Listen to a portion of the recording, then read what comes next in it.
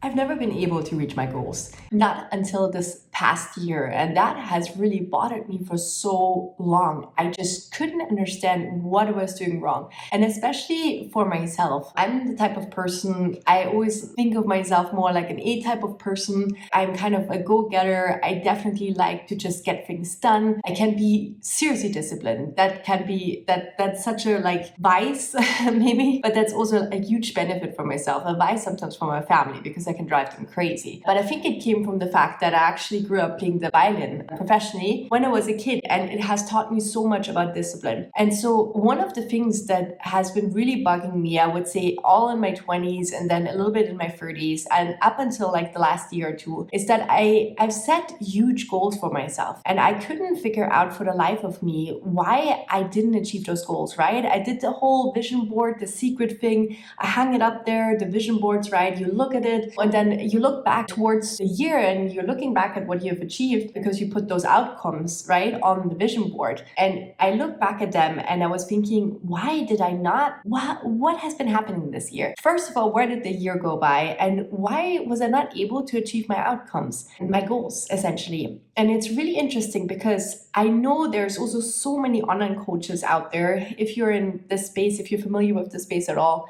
there's so many online coaches out there, and they really always kind of talk about how, oh, they're amazing, they have reached all of their goals, and they do those vision board parties. Especially, I call them a lot of girl coaches. They do those vision board parties, and they're look, this is my vision board, this is what I achieved, blah, blah, blah. But I think it never gets down to the really core issue of it as well. And of course, there's several core issues, and I touch on a couple of them quickly, but a major mindset shift that I have that has happened for me about a year and a half ago has really shifted things for me, and I want to share this one in this video. There's of course a couple of other components as well that go into why you're not achieving your goals. One of them could be, of course, you want to look more into shadow work, as it's called, healing your inner child. And I know those buzzwords have been going around on social media for quite a while now, but especially since becoming a parent, it just has become apparent to me how much sometimes we are automatically triggered and we really don't understand how to sort of break those patterns, and we're just automatically falling into patterns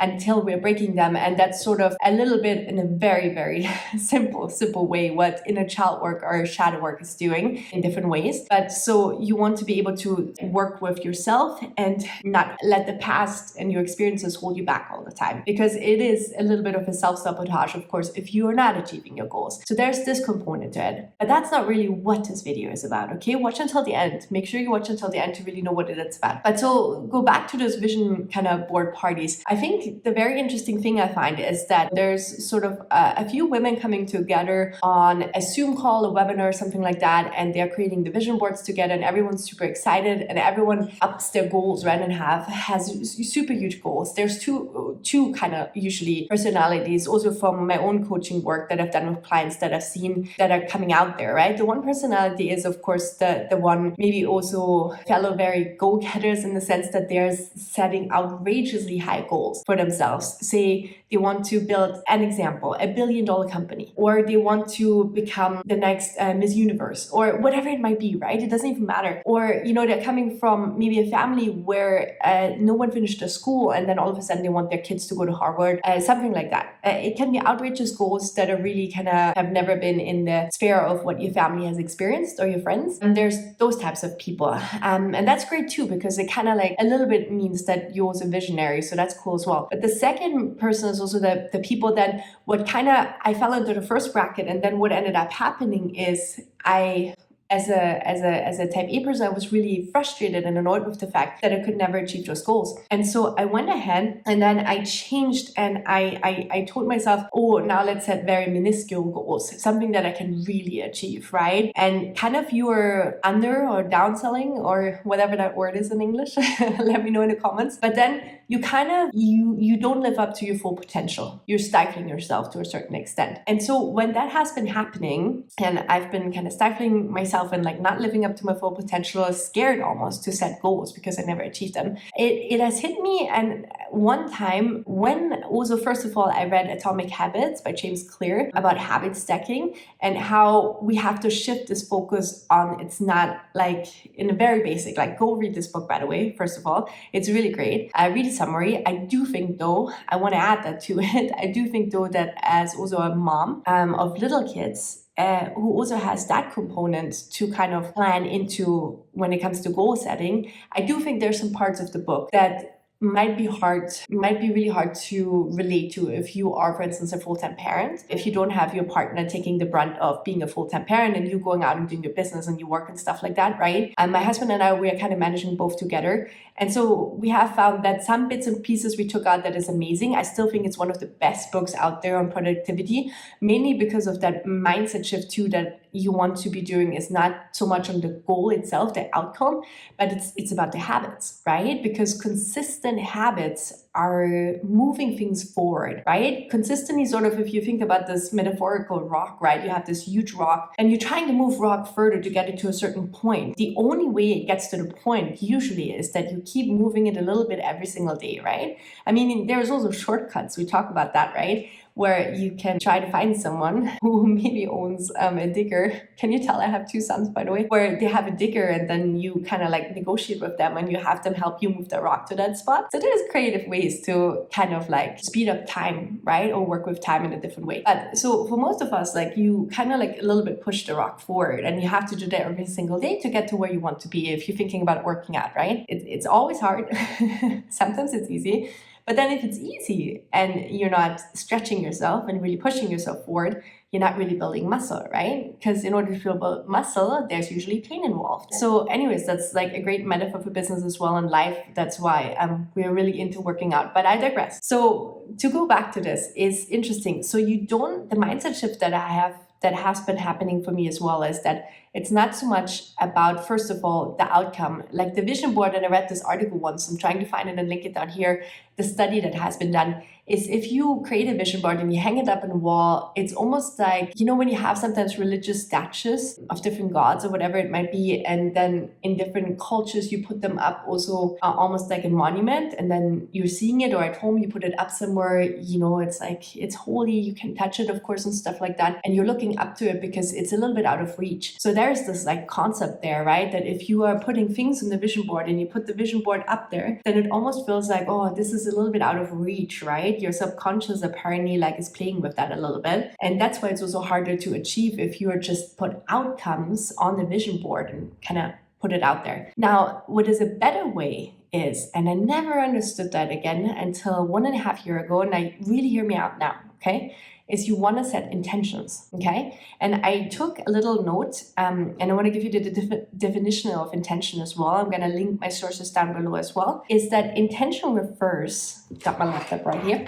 Intention refers to the internal state of mind that represents a commitment to a particular course of action. It is a conscious mental process where an individual focuses on a desired outcome or purpose. Intentions are driven by values, by beliefs and motivations that underlie actually our actions. So in the sense that what is actually causing us to act? What is causing you to consistently act, to take it one step further, right? This is what you have to kind of reverse hack and engineer yourself to do. And intentions serve a guiding principle and influence our decisions and behaviors. They're often less specific and measurable than goals. So this is a huge one as well. When you take, and we took some goal setting courses over the years, definitely, my husband and I, and you can set yourself goals that go so good, better, best goals. That I don't want to name the program right now because I don't like to sometimes bash or talk bad about other kind of online creators.